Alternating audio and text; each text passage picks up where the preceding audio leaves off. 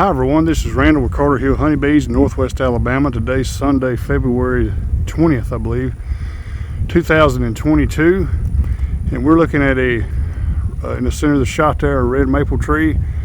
You'll notice kind of compared to the other ones, it's kind of filling out a little bit. Well, it's blooming. And for me, that means it's time to put on pollen supplement. And today I'm going to show you how I do that. So let's take a look at a couple of these colonies here. Now I'm here at home where I'm feeding with the community feeders, and you can see a lot of pollen being brought in today. Very good sign, much more than what we saw just a couple of weeks ago. Today I'm going to show you how I put on the pollen supplement patties this time of the year. This is something I've only been doing for a couple of years. I think this is actually the third time I've done it. Before that, I just didn't really know and understand that we needed to do that and how important it is. And I wish I would have known that about 5 years ago. In this part of Northwest Alabama, we have a toxic vine that puts off pollen, and the bees consume the pollen, but it puts off pollen usually in the middle of March, if I remember correctly, and it's toxic to the bees. And the stars lined up just right that year, and it was like the only pollen source for about a week or 2 weeks, and it set back a lot of colonies. Even some people in this area lost colonies. I know several of my colonies had a lot of dead bees out in front, so I'm assuming it's the nurse bees in there, since they're the only ones that can digest the pollen that dies off from it. And I imagine it hurts the brood too, but it definitely set back the colonies that year. But before we get started, we're going to take a moment and look at the community feeder and see how it looks, and we'll get a close-up of a red maple tree as well. So yeah, here's a closer view, and you can see some of it's actually starting to bloom. There's definitely heavy budding on there. So now's the time definitely for me to get the pollen supplement on. And I'll put enough on there to last about a week. I'll continue to do that once a week or so until probably middle or latter part of March, maybe even the first week in April, depending on the conditions. Well, the community feeder's pretty active. Fixing to have to refill these, they're empty. But here's something kind of interesting. We had a windstorm come through a couple of days ago. Notice how it's moved the community feeder off the blocks. I've been kind of leaving these bolts out of the front, and the wind picked up that top and straightened it up like that, and had enough catch to it. It just slid this back pretty good bit. You can see how much it slid from there to there. So I gotta get that position back up here and get this refilled, and I'll definitely need to keep the bolts in there through the rest of the winter and the spring. That's when we get our most wind and stuff during that time of the year. But that's the first time I've had this to move like that. Before we get started, just a nice warm up today. Just a quick shot of my community feeder. Still working very well. We've put out about 125, 130 gallons so far. I've moved 6 colonies out already and brought 7 back in, or 7 in initially that needed feeding. They're even utilizing the tote pretty well now. Definitely a lot of activity around the community feeder today. Beautiful, warm day, light winds going on today. One thing I'd like to recommend in terms of the beekeeper health is even on days like this, I mean, it's going to be in the 60s today. It got down to about 30 last night, but even this time of the year, you can lose water out of your body pretty quickly. And I'm going to basically be popping the top on about 50 colonies today, putting pollen supplement in. So I'm going to bring some drinking water, and I carry it around in this. This is a half-gallon version. I also have a gallon version, but I don't do the bottled water because I have access to natural spring water, and which is very cold right now and very delicious. So I would recommend you always carry some water around, and when you work 10 or 15 hives, or whenever you need to, go ahead and get you some water to drink and stay hydrated. It makes a big difference in your attitude and how you perform, or at least in my experience it has for me. So yesterday evening I got my bulk patties out of the deep freezer and let them thaw out overnight. And what I'm going to put on today is the 50-pound bulk patties Ultra B from Man Lake. And once I open them, I put them in a tote like this. This is left over from last fall, and makes it a whole lot easier to keep together. And this is all thawed out and ready to go. Also during the summer or whatever, this helps keep the bees out of it and from robbing it. You can use a hive tool to cut it up into the pieces you want. I'm going to try to get around a pound per colony, maybe a little less, maybe a little more, depending on how strong and how many bees I see when I open it. I'm I'm gonna try this today. This will obviously give me about twice the cutting width, and make it hopefully be a little bit faster about getting it on there. And I'm gonna carry me a bucket of water, or get 5-gallon bucket, 3 or 4 gallon of water. All I have to do is just rinse my hands and just dip it in there, kind of wash it off, because it will get a little bit gooey and sticky as you do this. So I'm gonna get my smoker lit, my veil on, and we'll get started.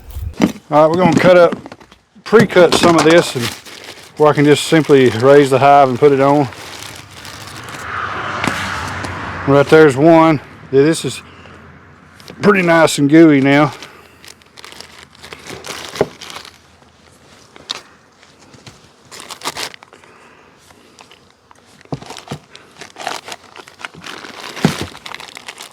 So I'm going to try to get about roughly a pound on each colony, just what I think will last about a week. And that should minimize the issues with small hive beetles, which shouldn't be that bad this time of the year, but you never know. And I'll just have to get into this cycle and doing this once a week for the next month, which is not that bad. So I've got me a few ready here. This is where the 5-gallon bucket comes in handy, so I can just go over here and rinse this right off.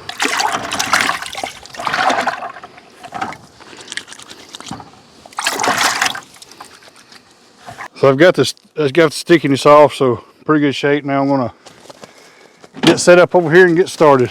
So this colony here is working very good. Oh yeah, it's about ready to move back out. Yeah, very heavy. It's ready to move out. So I need to get this moved out next day or two. But I'm gonna go ahead and put this supplement on here. So the first thing I'm gonna do is kind of pop the top, the inner cover here, and just see what kind of bee population I have. Looks very good. And here's my old ApiGuard pad from last fall. Now I want to put this patty right on top of the brood. So I want to see if there's any brood up here in the top super. And I probably need to go over another frame or two. This looks like that's mostly capped. Now these frames are going to be a little stubborn. This is the first time I've had any of these out since late last summer probably. They filled this up nicely, and they've already got some hazel alder pollen in there. This colony is going to look great for spring management here. They're looking really good. Some hazel alder pollen in there, I believe. Probably some dandelion and stuff mixed in there too. This colony's in real good shape, but what I'm seeing is all the brood, or looks like the brood nest is going to be all downstairs, which is fine. That's exactly what I'm wanting to see. So I feel like it's really important to get that pollen supplement patty right on top of that brood nest.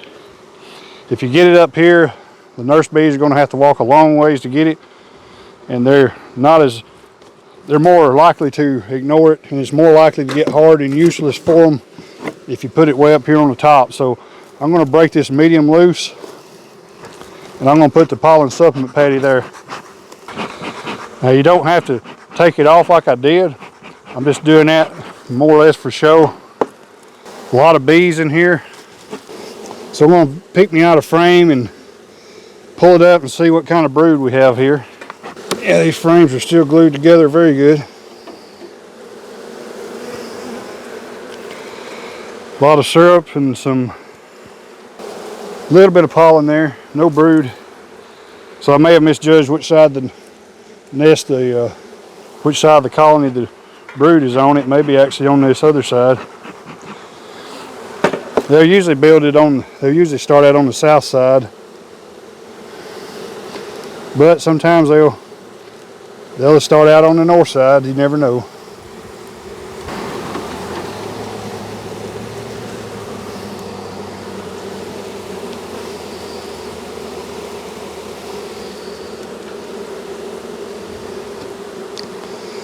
Good deal of syrup and a decent amount of pollen. No brood yet. See, I just went over here and glanced in the bottom. I see some capped brood in there, which is immediately above this frame. So it looks like they've established a brood nest in the medium. So that being the case, there's no use in me searching down here anymore.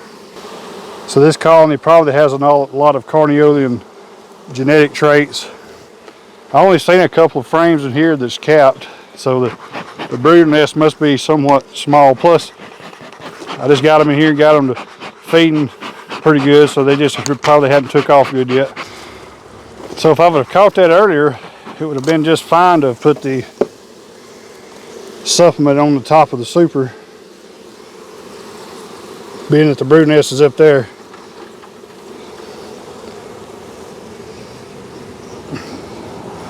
So yeah, there's sugar syrup.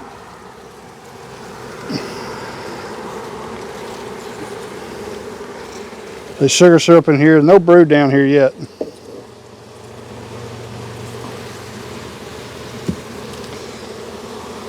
So what that'll mean is here in probably a couple of weeks, once the weather warms up some, I'll wind up putting this medium on bottom and letting the brood nest come back up through the deep and then back into the medium again. But I'll show that in another video. So I'm going to clear the bottom off of this and set this back on. And I'm going to, since I've already got the super off, I'll go ahead and put this pollen supplement on here. As you can see, it'll spread out about the size of a big hamburger, or maybe a steak, 8 or 10 ounce steak.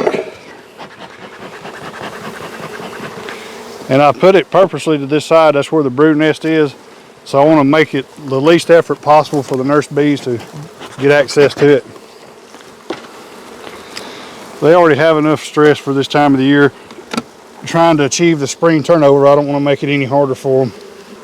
Now it's pretty much a guarantee. Every year you're going to have several days in a row with no flying weather. They'll run out of this pollen pretty quick, and the pollen supplement will help cover up the lag in pollen income during those no flying days, whether it's from rain and or cold weather. And this will keep your colony hopefully from setting itself back. If they don't get enough pollen income, they will start cannibalizing eggs and young brood. Everything that's basically not under cappings will be cannibalized to preserve the protein. And this is something, I mean, I just learned this 3 years ago. So I've been keeping bees over a decade without that knowledge. Now I clearly see the benefits of it. This is something I'll definitely be doing the rest of my beekeeping career. While we're into it, I'm gonna go ahead and pull this out of frame. Let's take a look. I'll let you see what the brood nest looks like. Looks like they've drawn a little bit of comb from the sugar syrup up here, and that's perfectly normal.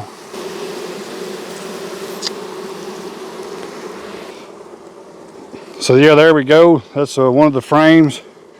I don't know if it'll transfer through, but you'll see they're actually plugging some of the cells with sugar syrup, but there's also some eggs in there. The larvae looks nice and healthy, consistent age, all the way from cap down to eggs. So this is looking really good. You can actually see a bee about to emerge right there. It's cutting its way out. And there's a very young bee right there. So this is really good, and what I want to see this time of the year. And this is pretty much, which a lot of these bees are mixed or whatever, but this is kind of what I'm looking for in the Carniolan traits. A little bit slow to get started, but they'll build up pretty quick now that there will be regular pollen coming in. And now I flip the frame over, and it's basically the same story.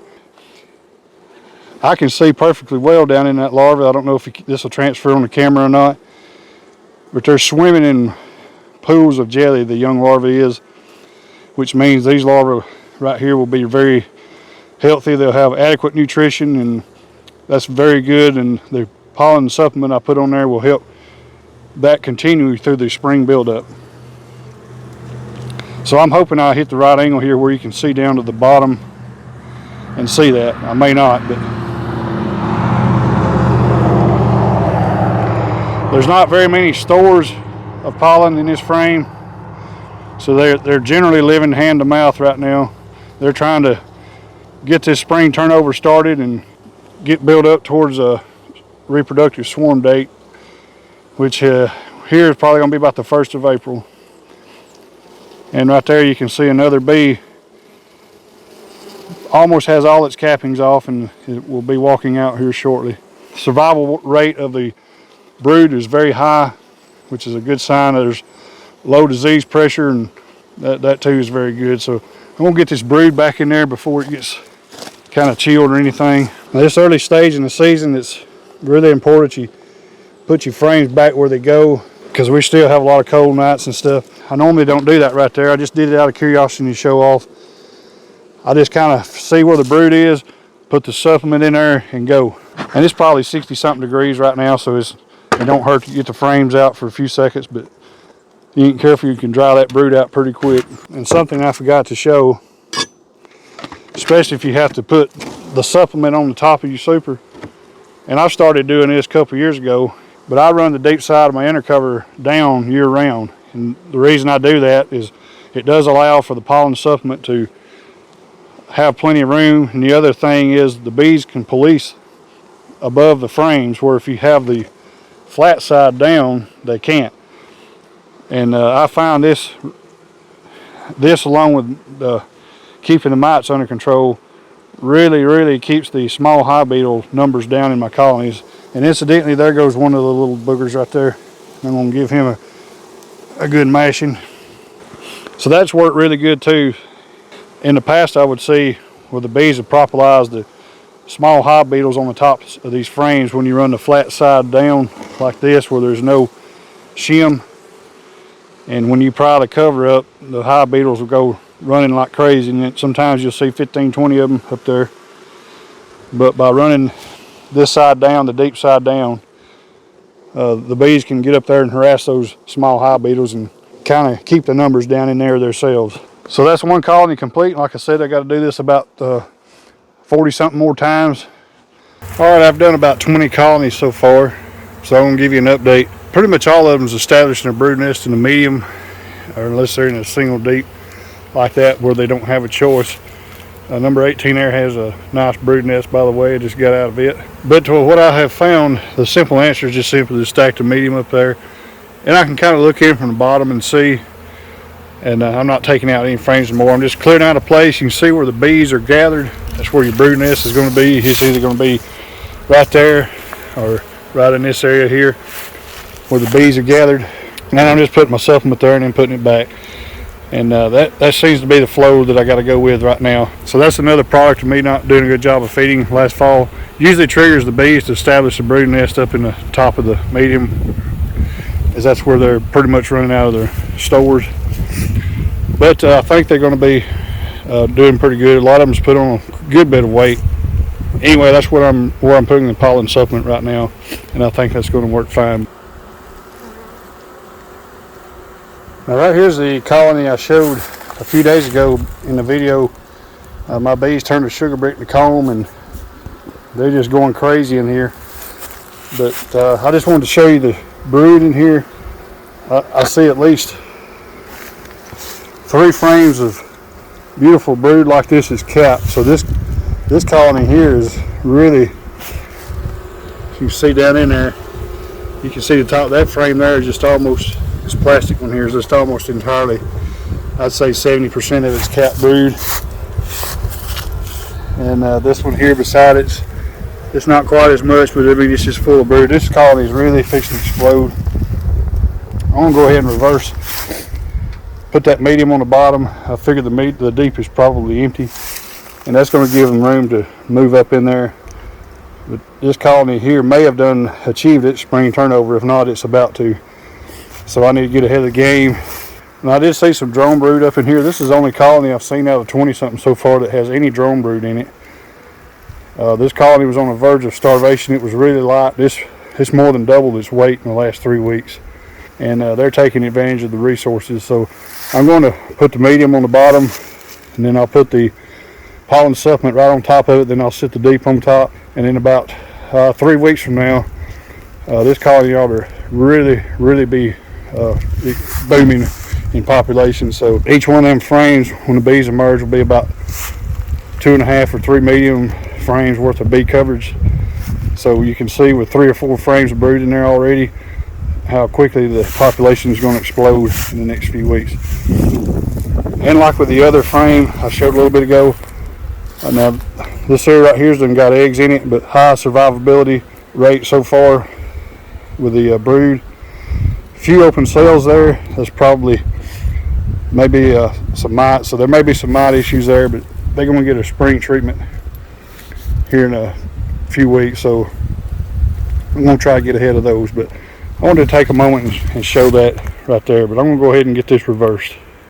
Unfortunately, at this time of the year, it's very difficult to set up and film in the afternoon after work due to the fact that we're on standard time rather than daylight savings time. But I'm taking a moment here to quickly show you this colony. This colony was featured in a video back in July or early August where I had a big swarm, and I come home and then I got a queenless colony and then dumped the swarm in on top of it, and it done very well. I didn't have to feed this colony a drop of sugar syrup.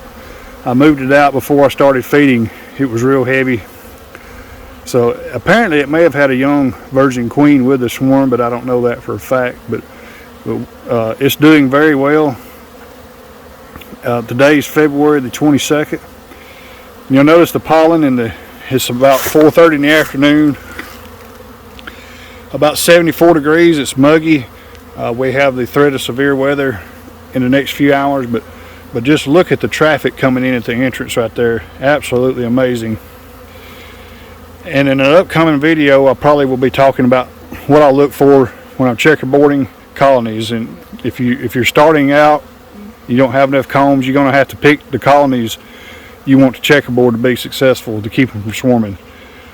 This colony right here, just look at the traffic. This is an ideal candidate for checkerboarding. This colony right here has the potential to make 5-6 supers of honey if the conditions are right. And I can just tell that through the experience over the years, and just seeing this traffic this early in the year means they've got a very good population, lots of pollen coming in, and they're going to grow rapidly. I'm going to try to get around this weekend when I got more time, and I'll show you some frames. But these are my out yards, and this is actually Tuesday.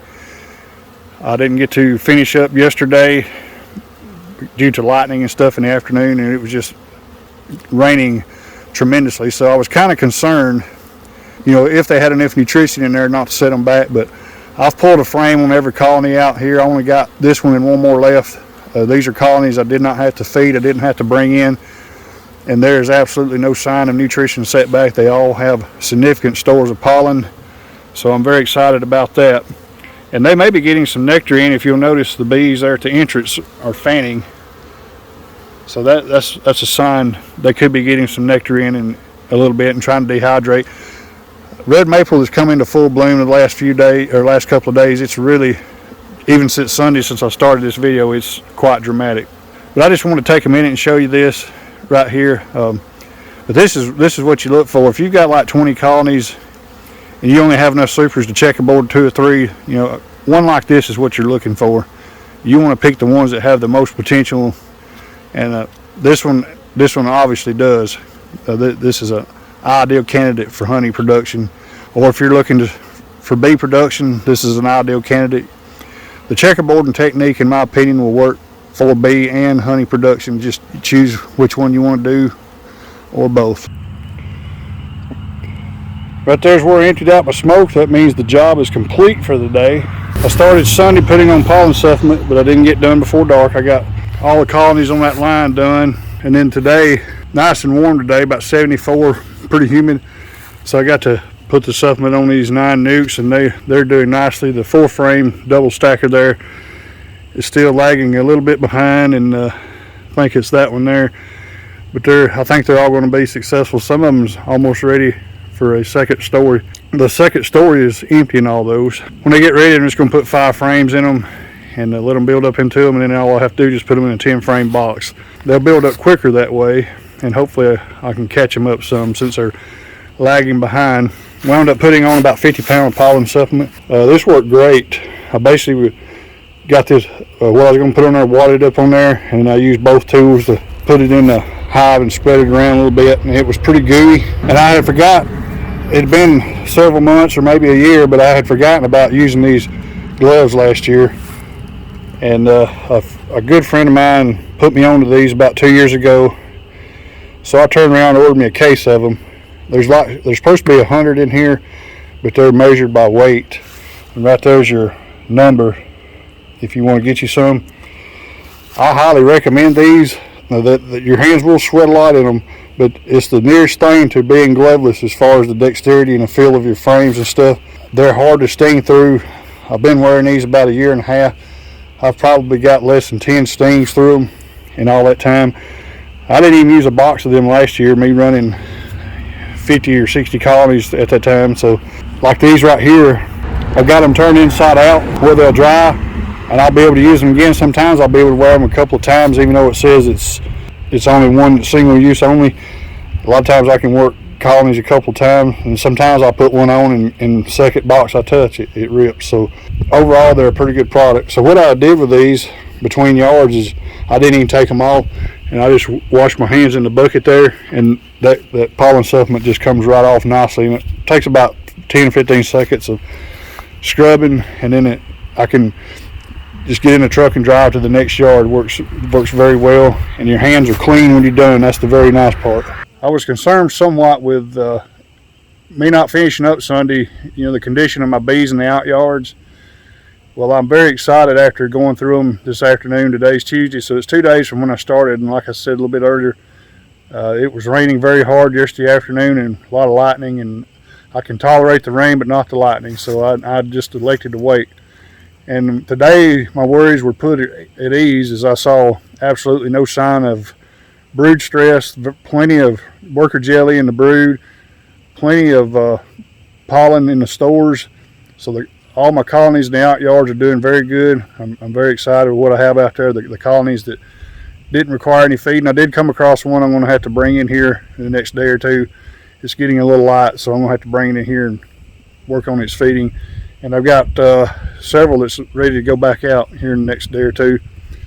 But anyway, it's looking good for the colonies I'm getting caught up on. I'm having to work a little harder here in the winter. Something I should have done late summer and fall. But I think it's going to work out okay. Now that double deep right there was a queenless colony. So I just simply picked the bees up from, I believe it was on them blocks, and just set it up there, let them go. And then I had one to die on that stand right there. But the rest of these on this line has made it. And like I say, the nukes they seem to be turning the corner. Some of them's really doing good. So I'm excited with that. They're all bringing in lots of pollen right now. So the pollen flow here in Northwest Alabama, it's in full swing right now. Well, I appreciate you for taking time to join me with this video today, and we'll catch you on the next one.